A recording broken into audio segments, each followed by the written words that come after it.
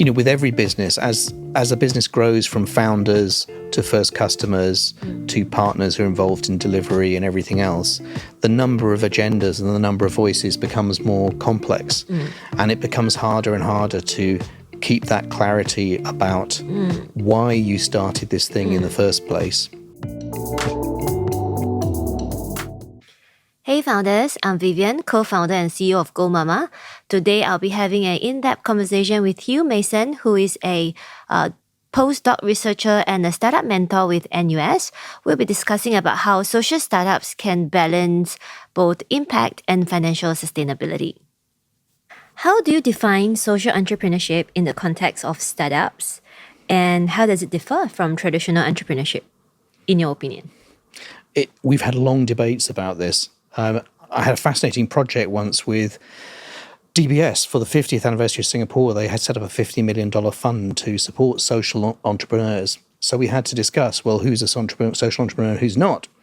And we went down a long list of companies trying to decide, well, is this one a social entrepreneur? Is this one not?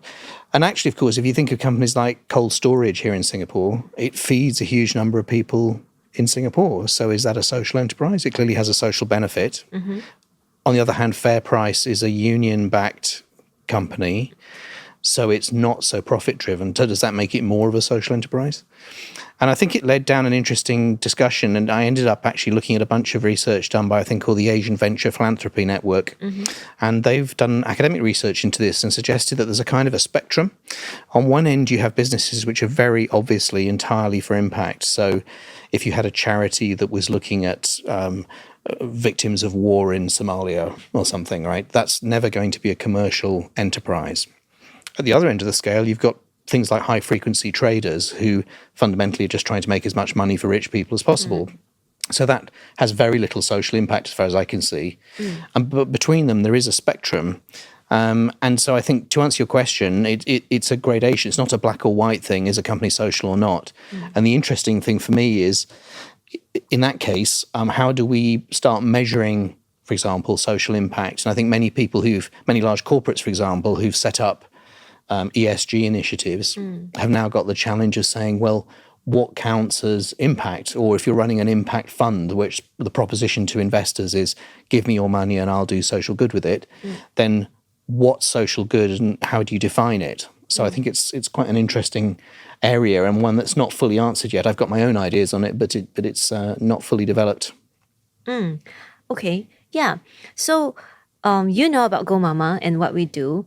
In GoMama's case, how can we go about defining our specific social impact? And what do you think GoMama can aim to achieve, and how can we measure the success of our impact?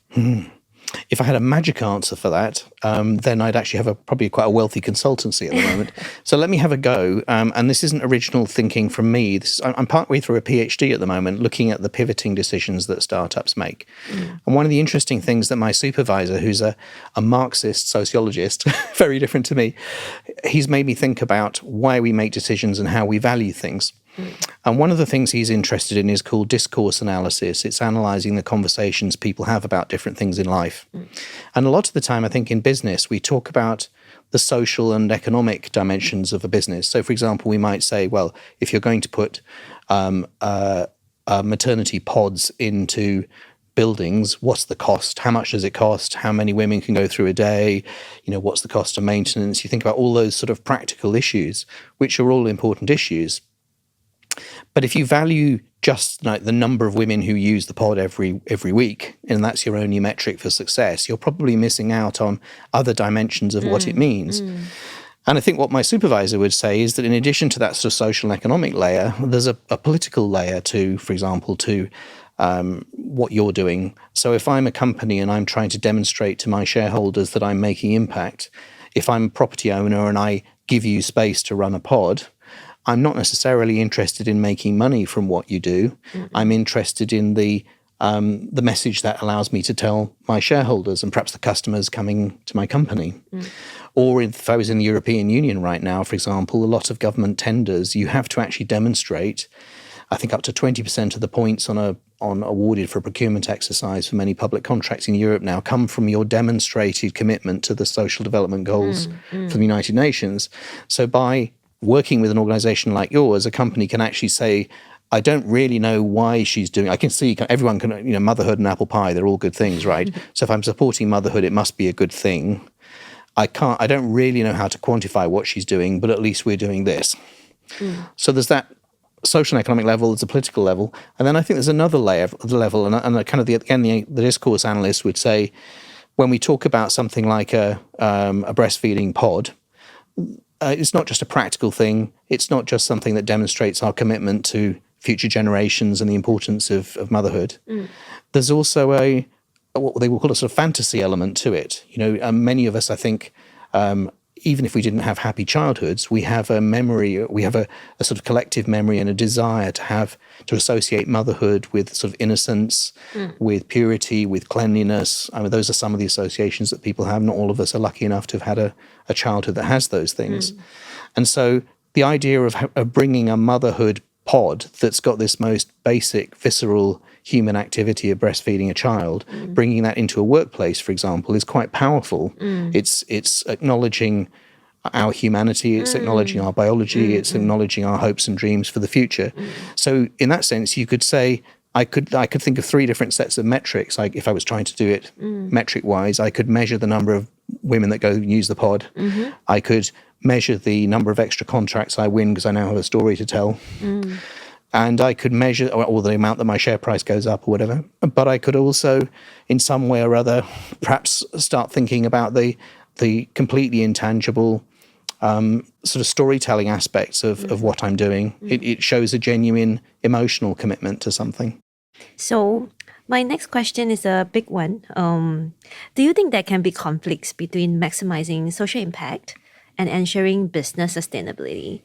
And if so, how can we navigate these trade-offs? Well, I think, again, it would come back, if you think of the business purely on that social and economic level, then yes, there is a trade-off. For example, it's probably cheaper to buy cups and throw them away rather than to recycle cups. But if we just take that limited, narrow layer of vision on what constitutes a cup, then we're not going to be capturing the holistic value that we get. In the same way, if we look at something like GoMama, if you look at it purely in terms of economics, of saying, well, okay, I'm going to put one of your pods in my shopping mall, show to me that I'm going to get 10% more customers coming to my mall, or that mothers are going to spend 3% more or something like that. That might happen. I don't know. It might be that you could make a purely economic model like that. Or you might say, it might be a social thing. You might say, I increase the number of visits from nursing mothers to my shopping mall by X%, and therefore the square footage I'm giving away to this pod is justified on purely economic terms. But I think that's a rather limited way of looking at it. And so I think the conflict only exists if you look on a very narrow value. It's a bit like saying, I've been married, I've been with my wife for 30 years. And if you sort of looked at it and you said, well, was it good value to marry my wife? Did she bring as much money to the table as I've done in that time? Was it a good marriage financially? I think that would be one way of looking at the marriage, not a completely logical one. But it doesn't capture why we're still together after 30 years. Yeah, I find myself always caught in situations where I have to choose between making the best decision or the right decision for the company. For example, like currently we have started putting ads on our pods, and we all know where the money is, the formula milk, certain categories of clients that would be very willing to pay us. But we have to also consider the kind of messaging that we are passing on to our community as a media vehicle. And we have to, like I say, be very sure about what we want to stand for. It's very easy to take a narrow black and white view and say, well, formula milk is evil, and it isn't. I think maybe the formula milk companies have learned that actually going into the developing world and shaming women into not being able to afford powdered milk is a bad thing, and you can't do that. If you're going to do that, then the developed world is going to turn against you. I know. I see your perspective, but also in the advertising or the media world, a lot of things is like subconscious.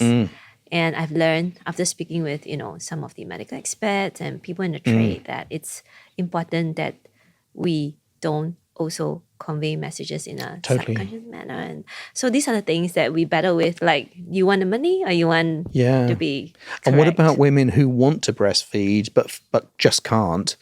We also mustn't shame them. Yeah, like definitely. you failed as a, because it's the classic thing, isn't it? As a new mother, you desperately are afraid of being accused of being like a failed mother, Correct. And if you can't breastfeed medically, you would feel so powerless. Yeah, and I think for GoMama, the mission that we're driving towards, we should in fact look at this department or our media vehicle being able to translate this kind of positive messages to mom instead of the other way around. So I'm not sure if we're doing it right. Obviously, we are still figuring things out. But the way we navigate this currently is to set even clearer impact goals. And so that we can be partnering and fostering stronger relationships with people who has the same values and synergy. Could I make a suggestion? Sure, Which please. is that actually the very fact that we're having this discussion and you need to have this discussion with every landlord that gives you space, and actually you need to have this discussion with every mother that comes to the pod, because for every, especially first-time mother, this debate about breast milk, blah, blah, blah, it's a thing that they worry about. And there is no magic, there is no black and white answer to it. So the only way to come to terms with it for you is for you to have an informed discussion about it. So the very fact that in your community some people might post online, and that's actually really healthy then to have a debate to say, well, actually, what about mums that feel bad because they can't breastfeed? They still want to use the pod because they're still going to be feeding their baby in a clean, safe environment from a bottle, but we mustn't make them feel guilty too. So then it creates this healthy discussion, which shows that you're engaged with your customers, and then you're adding value not just on the physical level of providing an environment, but you're doing what I know you've always wanted to do, which is to help mothers holistically. So you're creating around an absolutely universal maternal experience, feeding my child, you're creating a very healthy discussion which ultimately reaches into mothers' identities, and it's very powerful, actually. It is. It's just that we're not, at this current stage, we're not so sure if we have the confidence to really carry this conversation forward, because there are still some boundaries as to why we want to keep the space dedicated for breastfeeding. So, and is it different in different cultures? Like, for example, I'm genuinely asking because I don't know. I've only grown up with a breastfeeding mother in a Western context. But if you went to Vietnam, would people have a very different view even about expressing opinions? Would it be, as a first-time mother, maybe you're not allowed in some cultures to express an opinion, and it's only older women who, there's a whole lot of complex politics there, isn't there? Actually, coming from not only a product market fit angle, but also from a product impact fit angle, right? We want the pod dedicated for breastfeeding because there are a lot of cases of abuse of such spaces currently in the existing market. And mothers do feel like they are not gaining access into the space that they actually just want to fulfill. Right. Their breastfeeding or expressing milk duty in a private environment. So these are some of our considerations, having kept it exclusive or dedicated for breastfeeding. And could you have that, as I say, if you thought about, one way of thinking about a problem is, oh, it's a problem. Another way of reframing it is, this is an opportunity to have a dialogue between us in the team and also with our communities. Definitely. Are you in a position at the moment, do you have the resources to have that dialogue? It sounds like you're not that confident whether you have the resources or the authority even to have that discussion. If you recall, we actually had this conversation about community building and engaging with the community. So we've been doing that, but the dialogue is not moving towards this direction yet. It's still very much very practical, in understanding the barriers and really what are the challenges that they're facing and how we can better support them. Isn't that super interesting? We always talk about customer discovery. And how long has GoMama been going now? It's been about 2.5 years. 2.5 years. Already. And you are still learning. So there's this one very consistent act, which is, expressing and then feeding a baby. And even around that one use case, you are still understanding how complex this. Yes. Isn't that interesting? It is very, very interesting. And every time we have a event where we get to talk to mom, we always have very interesting learnings. And we take back with the team to discuss how we can then provide our solution to make it more relevant to them. I wish every startup I work with was as dedicated to actually trying to understand their customer base. We actually really enjoy it. I guess maybe it's coming from the impact side of the business. Yeah. What do you think are some of the unique challenges that entrepreneurs face when building a sustainable business model that is also impactful? And how can they overcome challenges? With every business, as a business grows from founders to first customers to partners who are involved in delivery and everything else, the number of agendas and the number of voices becomes more complex. And it becomes harder and harder to keep that clarity about why you started this thing in the first place, while also being flexible, saying, I'm listening to customers and my community, and who am I to dictate to the community what's right and wrong? I might have had a strong opinion when I started, but I need to keep learning and we need to keep evolving. So if you keep learning and you keep evolving, then it's very easy to drift away from why you started. And I wonder if it's a bit like life. There was a time about 10 years ago when we had lots of sessions here on the university campus about finding your passion, And I said at the time, I think the trouble with finding your passion is a sort of random thing that you feel in the moment. Finding purpose is not easy, but if you can find some kind of a North Star, the great thing about a North Star is you never reach it, but it still gives you a sense of direction. And I think somehow, if in an impact business, if you can say, well, I have a North Star, which is not just about creating shareholder value, it is about delivering something else. Now, the way that something else gets articulated and manifested might be evolve as time goes by. But if you can keep on focused on some kind of guiding star, and I think the wonderful thing for your business is that there is a universal, relatively consistent experience, which is trying to nurse your child. Now, it's a multi-dimensional experience. It's got emotion in it, it's got practicality in it, it's got money involved in it, all of these different things. So it's very deep and rich, actually, as an experience. But if you can keep, ultimately, there's one person you sort of have in mind here, actually, which isn't even the child, actually, it's actually the mother. What I like about your business is it's very clear and it's there right and there in the name. It's GoMama. It's like, go forward, do your thing, mother, and so in a funny sort of way, I think you focused very, very early on and you built a kind of a North Star into the name of the company. And going back to the idea of three levels in the business, GoMama is not an economic mission. It's not a political mission. It's actually, well, I suppose there is a political limit. It's about mothers feel empowered. But there's a very phantasmatic thing. There's a thing about women feeling empowered when they're at their most vulnerable. I mean, when you are a new mother, you are very vulnerable. When you are breastfeeding, you're vulnerable in all sorts of ways. And I think what you're saying is find strength in that vulnerability. And that's an incredibly powerful message. And so long as you don't lose sight of that, then all the other stuff, like should we have adverts for powdered milk or not, that stuff will all resolve itself. My mother used to say it will all come out in the wash. And I think this is true for your business too. All those details, well, they are kind of ultimately details and they need to be redebated and all the time. But ultimately, as long as you keep your eye on that North Star of that it's empowering mothers in their time of greatest vulnerability, I don't think you can go wrong.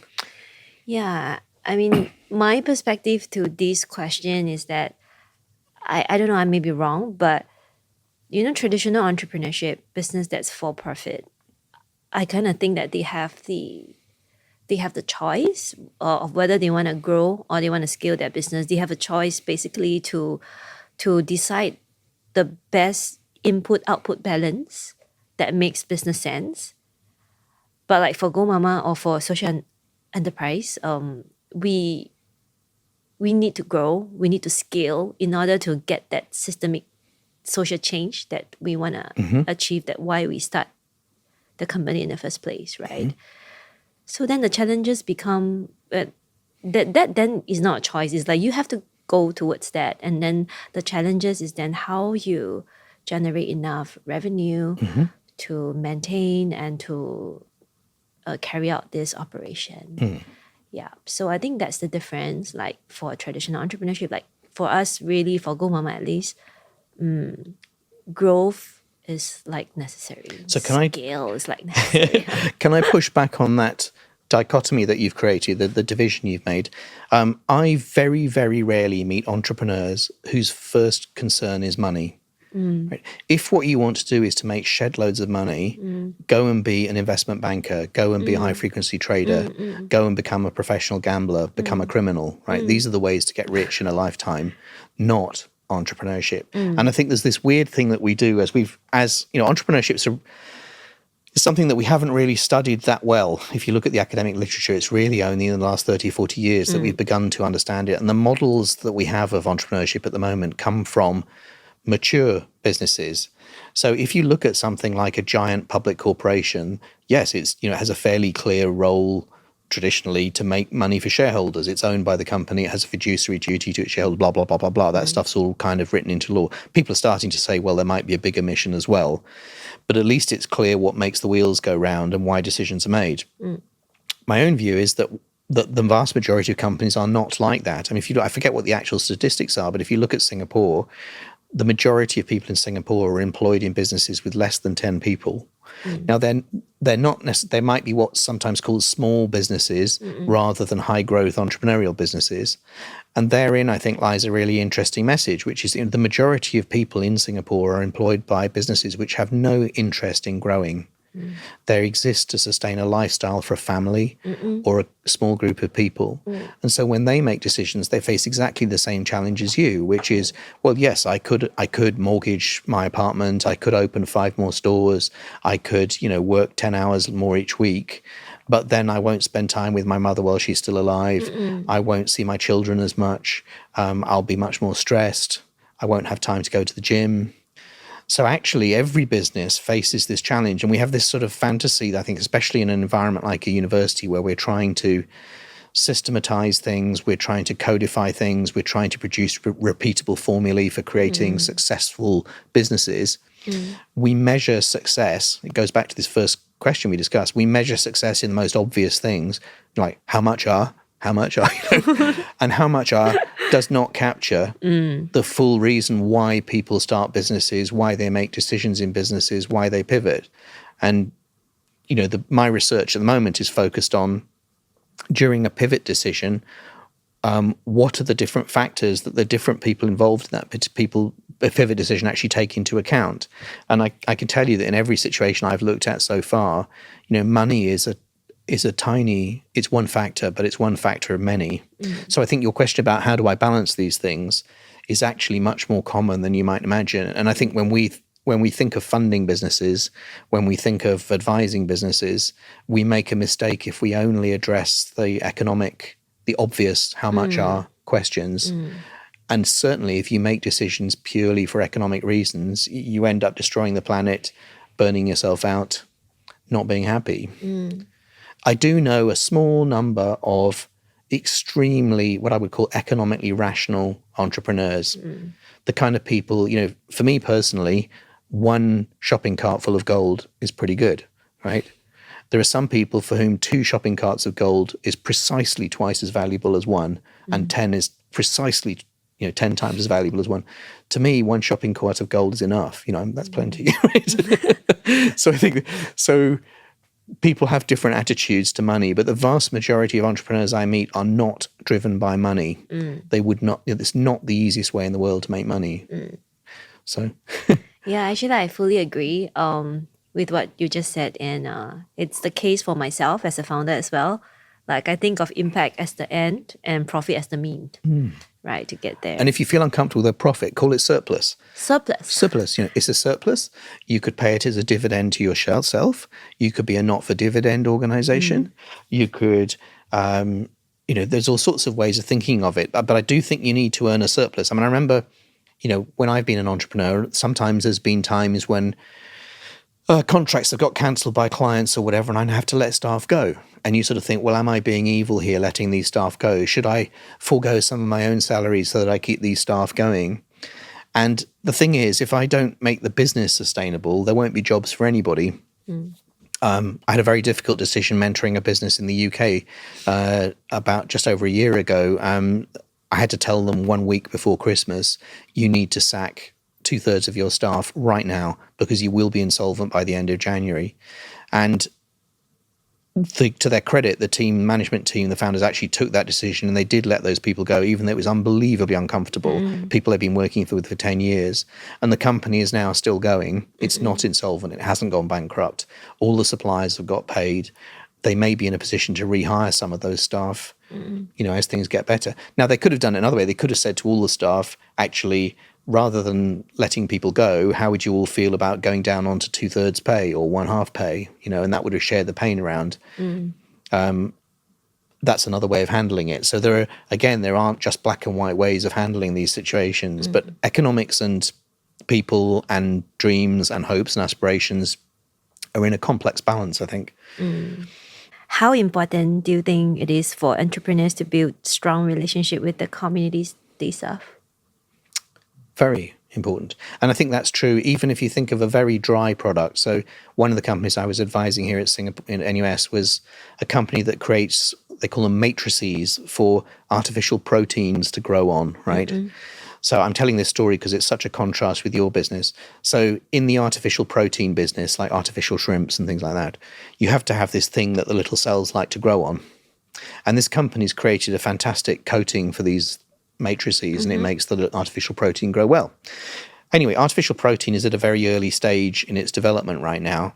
And I said to them, is there a community? I bet there's how many customers are there in the world for your product? And they said, there's only about 150 people. So you could fit them all in a lecture room, could you? Yes, you could. Okay.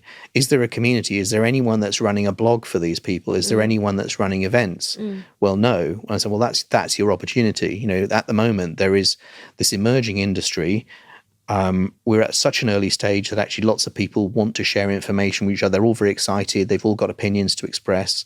There's no rights and wrongs. There's an opportunity here to have a discussion and a debate. And if you put yourself not as the expert at the middle of that community, but you put yourself as the connector, avoid all sort of urges from anyone in the community to try and put you on a pedestal and make you God. Don't do that. Make sure you're never perceived to be anything other than a facilitator. And you will be in such a powerful position. Everyone will come to you. We did this when I set up the first startup accelerator in Southeast Asia with my co-founder Meng. We had a long debate about the physicality of bringing a community together. And actually, it was really important for an intangible thing like a startup community to actually have a space where people could come. At that time, that was really important. I don't think it's so important now here in Singapore. We've kind of moved on. In your situation, one of the things that impressed me when we first talked was you didn't just have a sort of I could have a kind of a business that makes money by renting pods by the minute to kind of women who are nursing their babies, and I'll just charge, $3 for every 10 minutes they're in there or something. You had a vision not only for doing that in a way that was more holistic for individual mothers, helping them to, as I say, feel strong when they're at their most vulnerable, but you also had a vision, it seemed to me, of starting with that woman in the pod and going out from her in circles to a whole community of mothers, which is forever being refreshed, we hope, as new children come along. And I was incredibly inspired by that. And I thought to myself, I think there is, in the initial stages, your first challenge is, can I get a pod manufactured at a reasonable cost? Can I persuade landlords to let me put this thing in their places? Can I figure out some way of paying for it so that it sustains? And of course, there are all those practical things. But the thing that really inspired me and the thing I thought would inspire other people was the idea that you might have a much larger community. And that could go in many different directions. And ultimately, that community is going to be spending, if I'm thinking about it in economic terms, not just now on stuff to do with babies, but if I can connect with you now when you've got a young baby, I've got you for the next 20 years, and you're always going to think warmly of me. I was there when at my most vulnerable, when I was a first-time mother. GoMama was there for me. And I'm always going to feel I'm going to promote that brand for you. I'm going to tell stories to my kids if you recommend them to me. I'm this incredibly powerful thing in people's lives. I can't remember if we talked about companies like Unilever. I had a very interesting conversation with Unilever once. They're making a loss, I think, at the time on distributing things like soap products to the provinces in Philippines. So if you're in the provinces in Philippines, you probably don't buy Western branded things like Dove soap. But if you are a woman who's in a village in the provinces in Philippines and you get given for your birthday this nice smelling soap that it feels like a luxury product to you, you're going to think warmly of that product all your life. And the child who gave it to you for your birthday is going to aspire to use that product with her children. So from their point of view, it was an investment in a decades-long relationship with a family, not just with an individual. So I think starting with that pod and that one mother, spreading out, there is something that's incredibly powerful. And right now, I know you don't have the bandwidth to think of that. No, actually, you're still figuring out. no, actually, after our conversation that time, in 2023, we've actually hosted 2 very successful, in my opinion, successful community events. Great. So, and the direction I chose was to support mommies entrepreneur. Great. And that's because through my conversations with moms, I realized that for a lot of moms, when they become first-time mother, that a 9 to 5 just doesn't work for them anymore. And it's not by choice. Like some of them don't become entrepreneur by choice. It's because they need to by necessity. Prioritize. You know. So then I realized that, these mummies, they have no access to what, I mean, I consider myself lucky to have gone through NUS, to have gone through, the whole startup ecosystem. But these moms, they are not exposed to the community and all. So the first event we actually hosted in our office, and we had a full turnout, not too big, about 20 of the moms. But I think the impact was very deep. There was a lot of collaborative arrangements after the event. And then the second one, we scaled up. We worked with Sengkang Community Center. We brought 70 moms together on a Friday morning. And then we had GovTech and some of the industry partner coming in. Was that entrepreneurship themed as well? Or was it a different theme? It's a momtrepreneur event. Actually, the event is nothing special. It's not that different from the regular events that you see at Block 71 or whatever. It's just that it's community-based and it's ground up. It's a safe space for moms to be able to just don't feel shy about asking questions. It's okay. Every one of us are the same. So I think you've said something incredibly powerful there. So if I was arguing a valuation for your business, right, if I was just arguing it on the basis of the economics of a pod and renting it for a period of time to a woman to do breastfeeding, I would completely miss the fact that actually the value people are seeing in your brand, and without you even asking, they're associating with you at the time when I felt most vulnerable, at the time when my whole life seemed to shrink down to me and the baby. I missed the adult conversations. I missed the opportunities to be an adult with adults. You're starting to provide all of those things. And again, embodied in the name, GoMama, you've got that sense of empowering women, which is, so it's not just that you're physically helping them. Are you making decisions purely based on the economics of getting pods rolled out? It could be that pods turn out to be a loss leader, that they turn out to be a thing that you do in some contexts.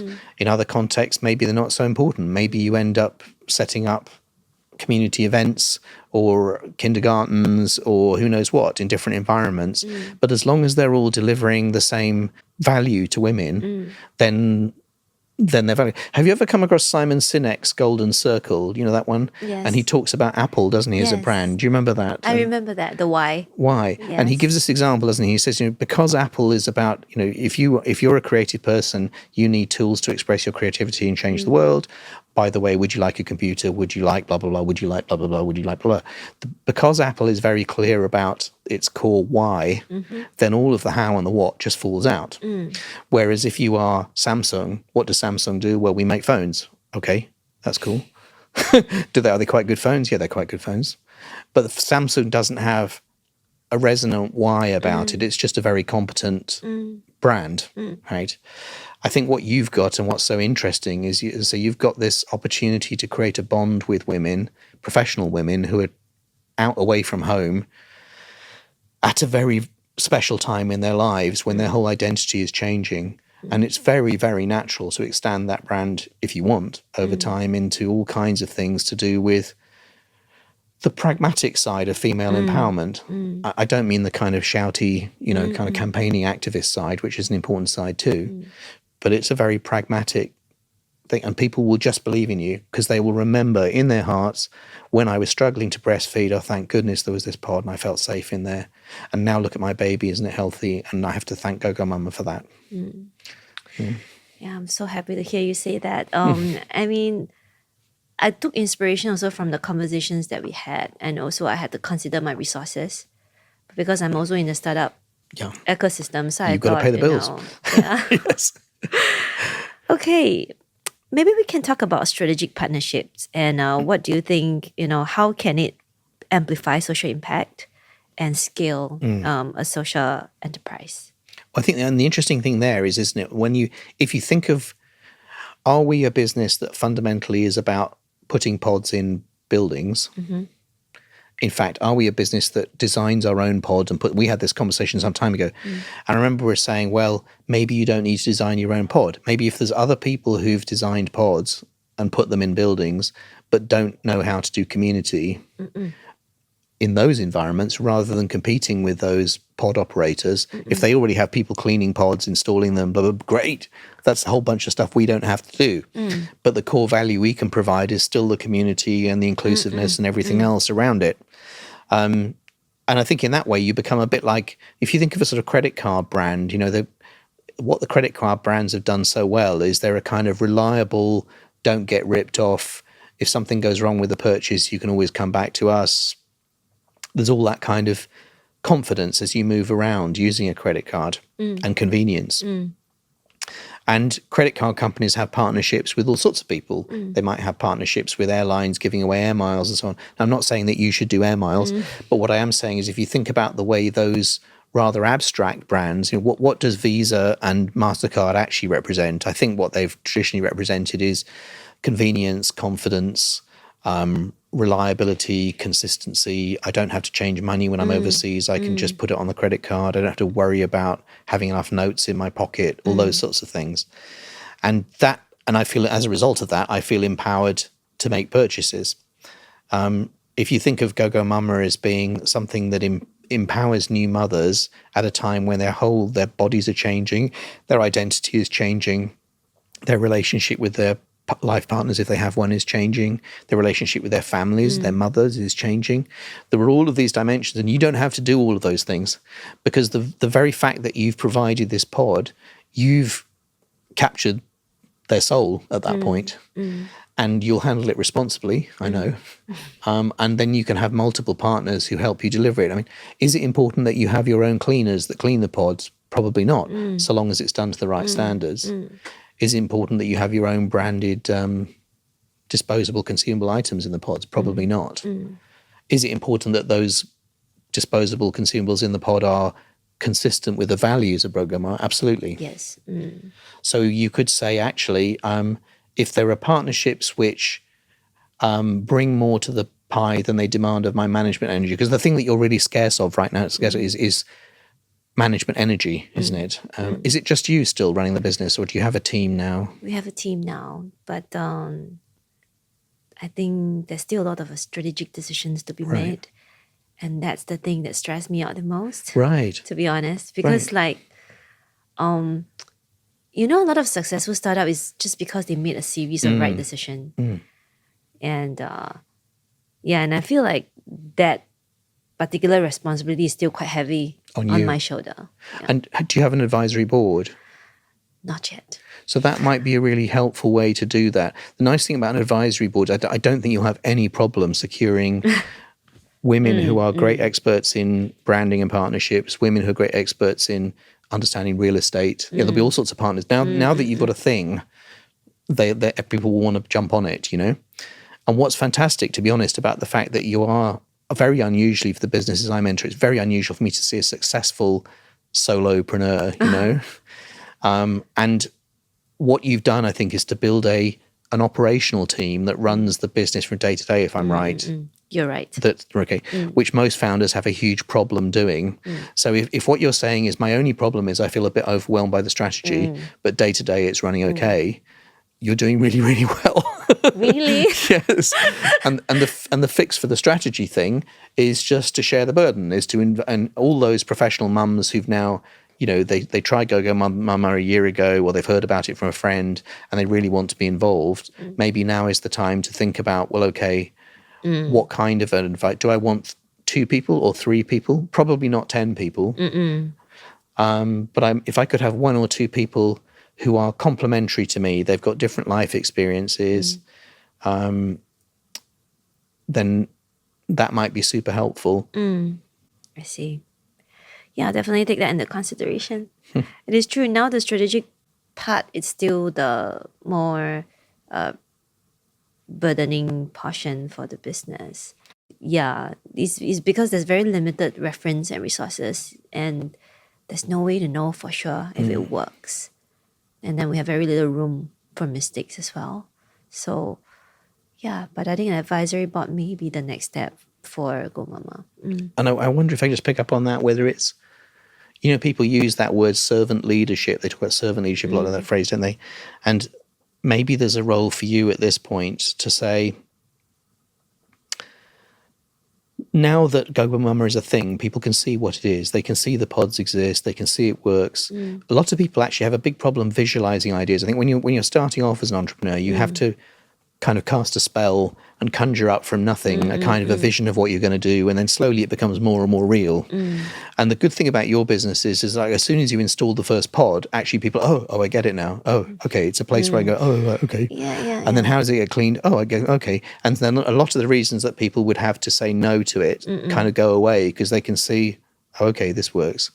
So what happens at that stage, as soon as other people can see that what you're doing kind of works, you can bring in on operational level lots of people, very practical people who like to make things happen, and they'll mums will come to you wanting to be involved in this. And as you feel confident about the strategy and sharing that in the same way, maybe you can start sharing that. And then your role again becomes, do you remember I was talking earlier on about being the leader of a community? There's a style of leadership of a community where you deliver, you're not the expert. Right. People will come to you with questions. They will ask you, tell us, oh, Vivian, what should I do next? And you say to them, well, what do you think? And you reflect it back to them. That's not the only, there are many styles of leadership, but that could be one I think you might feel comfortable with, in which case the great thing then is you'll get a diversity of ideas coming through on the operational level and the strategic level, and all you have to do is to sort of create a conversation around those options to figure out how do we make these all bits together. And so what happens often in that sort of situation is you'll have conflicting ideas. So Mei Ling will say, oh, we need to hire a cheaper cleaning company, and Jocelyn will say, actually we should have our own people wearing uniforms turning up, blah blah blah blah blah. And you end up saying to them, well, you know what? Mei Ling's absolutely right. We do need consistent cleaning, but at the same time, we need to have brand awareness. And these two things, are they in conflict, or can we find a resolution between them? So by letting people articulate their ideas, and then all you're left doing in the middle is kind of having a kind of a dialogue between them, you end up kind of facilitating without, and they end up leading themselves. And that way, having invented parts of it themselves, they all feel very committed to it. They will bring their friends in, and the whole thing grows beyond your human limitations. I think that might be one way for you to scale beyond you, because it's quite difficult at this time to bring in a co-founder. The business is too advanced to have a co-founder. I do have a co-founder, but she said, yeah, I do. But she does, she helped me a lot in terms of like managing the team on a day-to-day operational basis. Oh, great. Okay. Yeah. So she's kind of a COO. Yeah, that's right. Well, that's great, because then you can naturally, you're being pushed into a strategic role anyway. And maybe that sort of political with a small p and strategic role. Yeah. And also because we are a bit more of like a B2G. So not only the strategic portion, but also we work with, very key stakeholders. So someone's got to go and talk to the permsecs. And that's still me at the moment. That's you, yeah. And as long as the operations are being looked after, that's great. That gives you time to do that, Yeah. Okay. And another thing that I'm curious to hear of your opinion is that what kind of positive change or empowerment you think technology can bring, not only to GoMama, to any business. That's super interesting, isn't it? So I have to let you in. I have to confess something here. On the way up, I was talking with our colleague Asia.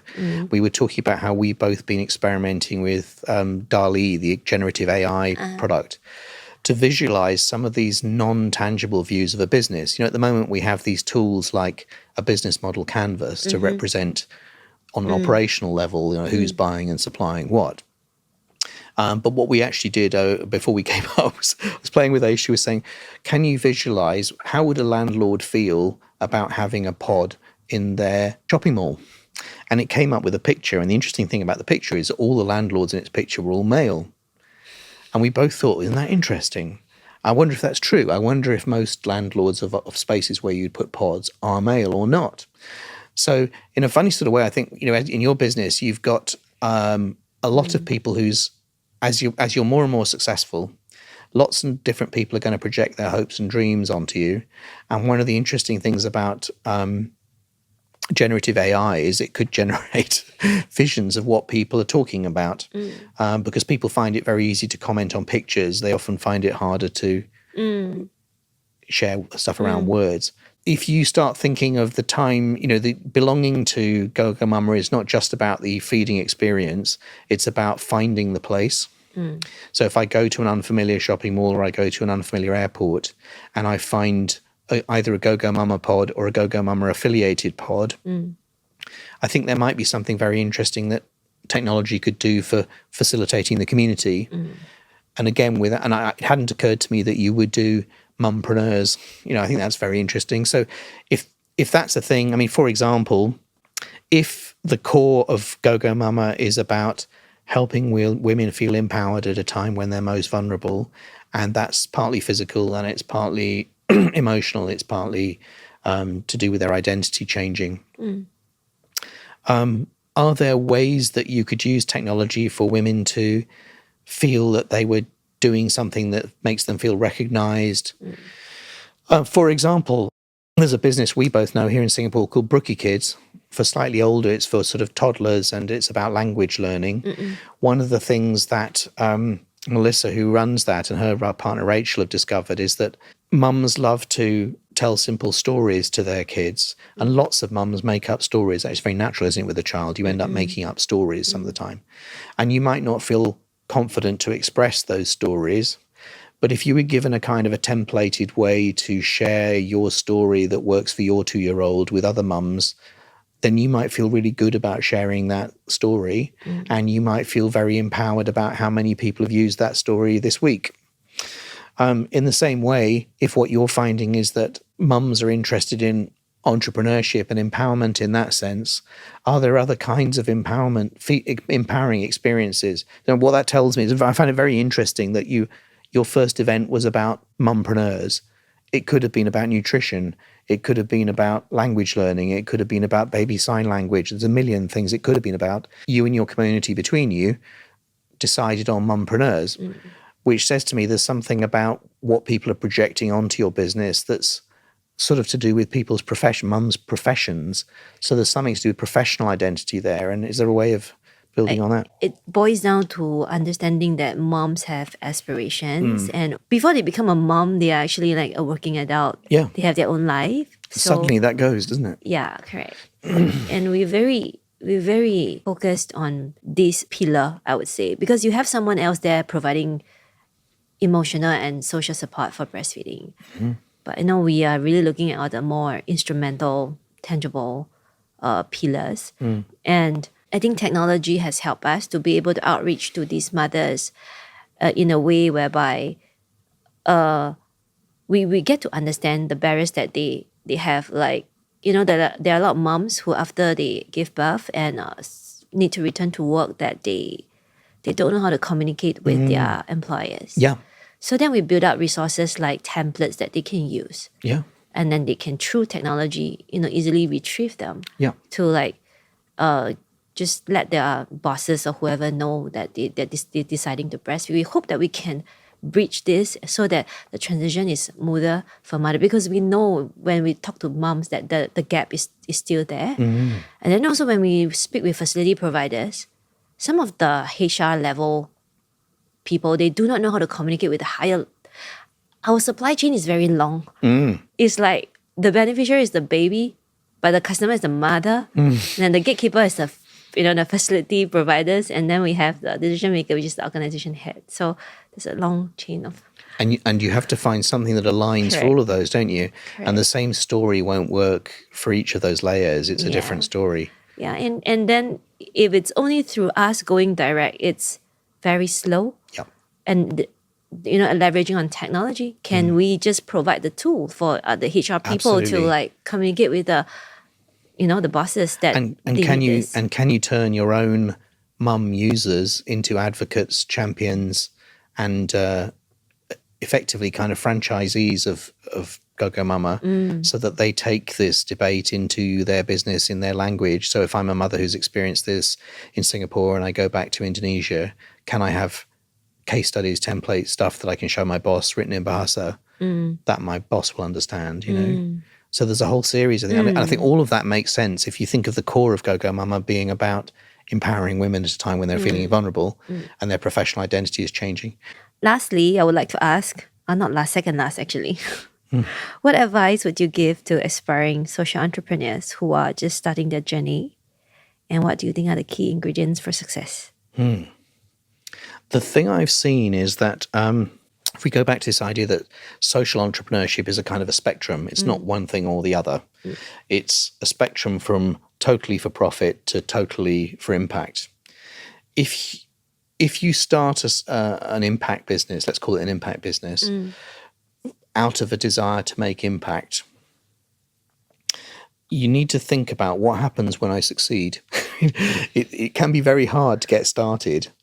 Once you start succeeding, you may find that the skill set required to scale up what you're doing is different from the skill set you needed to get started. I mean, that's true, I think, for many new ventures of any kind.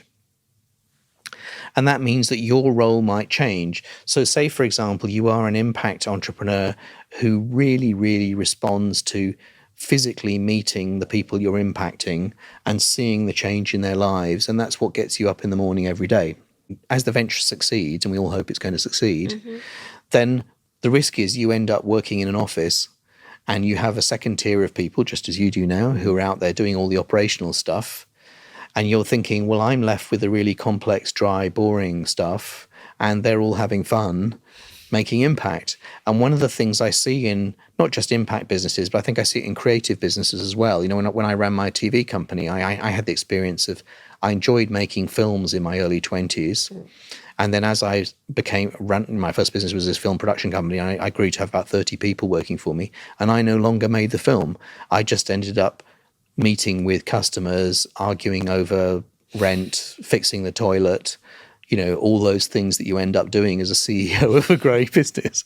So I think what I see in some, not just impact businesses, but also, for example, in creative businesses, that people actually stop at some point. They realize that it's no longer fun. It was great when there were 6 of us because we all knew each other's birthdays, we all knew each other's pets' names, we all knew each other's partners' names. And there's a definite phenomenon I see in businesses that scale of all kinds. I don't know why this is, but once you get to about 16, 18 staff, everything changes. Suddenly you end up with 2 colleagues who hate each other. And you think, hang on, we're here in an impact business, so we're all trying to, but why do you hate each other? And why are you now sabotaging each other? And as a boss in that situation, you think, I didn't ask for this. I just wanted to do some good in the world, So how has all this crap landed on my plate? So I think the question I would say to social entrepreneurs is, or if you're starting out, is to think about, yes, getting started and making impact is really hard. Do you just want to be a person who makes direct impact on a small scale and you have deep impact on a small group of people? Or when opportunities come your way to scale, are you comfortable with what that involves? And for example, that might involve you questioning your own beliefs about that dirty word profit, in which case reframing it as surplus might help, So or it might involve you challenging your role about what does it mean to be the leader of this organization? There was a time when I knew everything and I met the customers, I met the clients every day that we were making impact on, and now I'm not doing that. Is that okay? Is that not okay? And the answer is it might be, if the business scales in that situation, would you be prepared to let someone else come in and run the business when it's succeeding? You may not be the person to scale it. That's a very common challenge for any kind of business. Someone who starts a business is usually not the person to scale it, to be perfectly honest. But I think it's particularly hard with impact businesses and creative businesses, because you care about all the things. There's an analogy I faced when I ran my first TV production company. I was an entrepreneur by accident, like most entrepreneurs. I blundered into entrepreneurship. I wanted to make films. I needed a company to do it. My accountant told me I needed a company. And then, accidentally we won loads of work. And then I had to have an HR system and contracts. And soon it became not fun. It was successful, but it wasn't fun anymore. At one point, I think I brought in an executive chairman as my mentor, a guy called Malcolm Jessup. Thank you, Malcolm, if you're listening. He helped me understand that I was actually confusing three things together. The company is like a vehicle. If you think of it like a bus with the projects and the staff kind of riding on the back of the bus, right? And the projects come and go and the staff come and go, frankly, And then up the front, there's me. I'm the driver kind of pointing the bus in a different direction. If I really want the business to grow, I probably have to have more than one bus, and I certainly have to more than one driver. So at that point, I stop being a driver and I become a kind of driver director, and I have several drivers. One of the things I think, if you were literally running a bus company, it's very easy to see that you are the driver, the bus is the bus, and the passengers are the passengers. If you're running an impact business, that can be much harder, because it might be you that's physically delivering service to customers that you're impacting.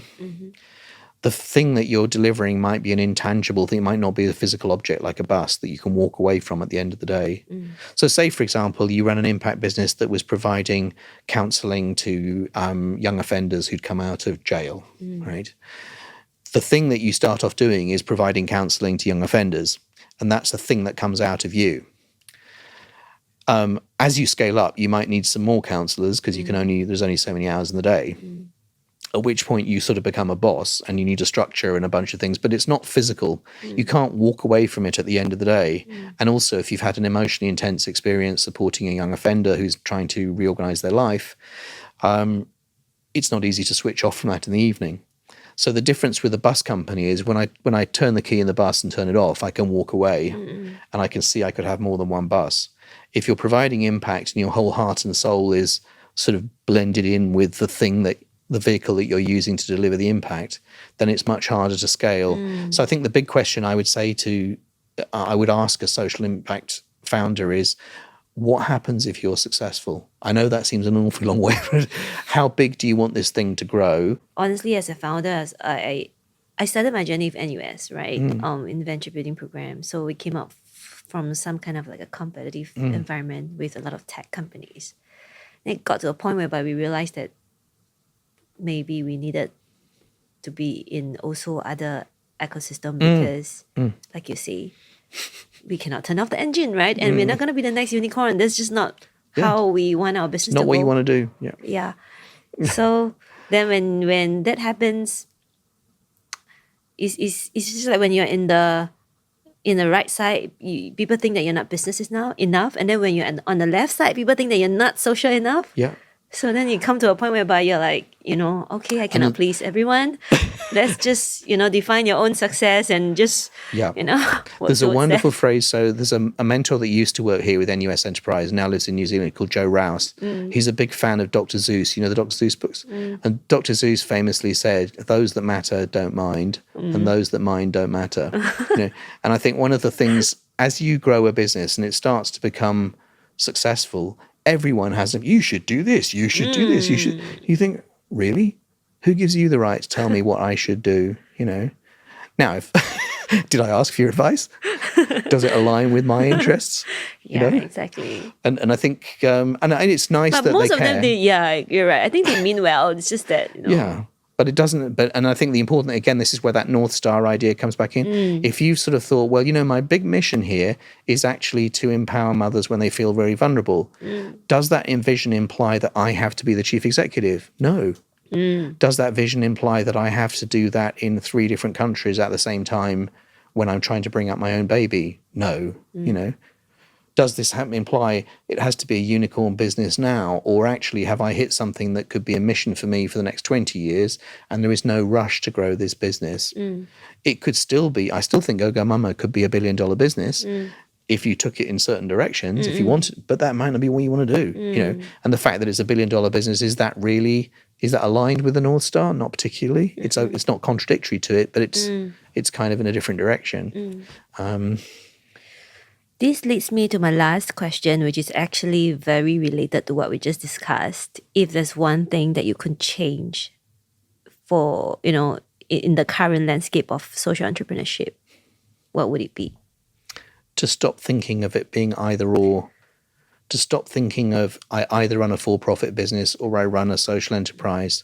I think the thing that working with impact businesses has taught me, and I'm incredibly grateful for impact entrepreneurs, is that actually they're just entrepreneurs, and that actually every entrepreneur, you know, makes impact.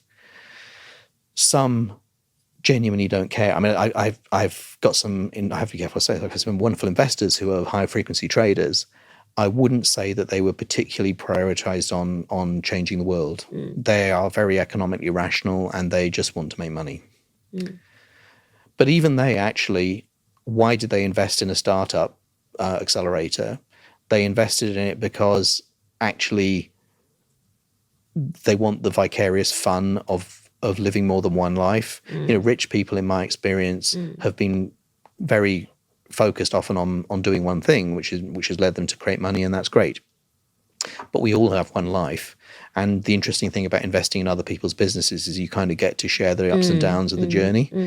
So to go back to your question, I think if even an economically rational investor is looking for more from your business than just impact or just an economic return, and if somehow we could understand, you know, at the moment it's almost like this bag, you know, when you have someone from a different culture and they do something unexpected, they're just from a different culture, as if that explains it.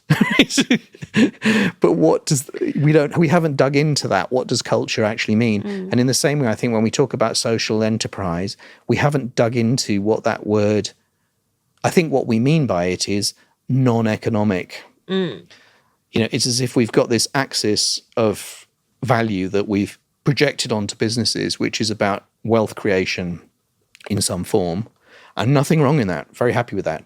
It's just I don't think that captures the motivation of why people start businesses, invest in them, want to work for them, adapt them so that they are compatible with climate change, any of those things. I think that we're still at a very early stage of understanding what entrepreneurship is as a function in society.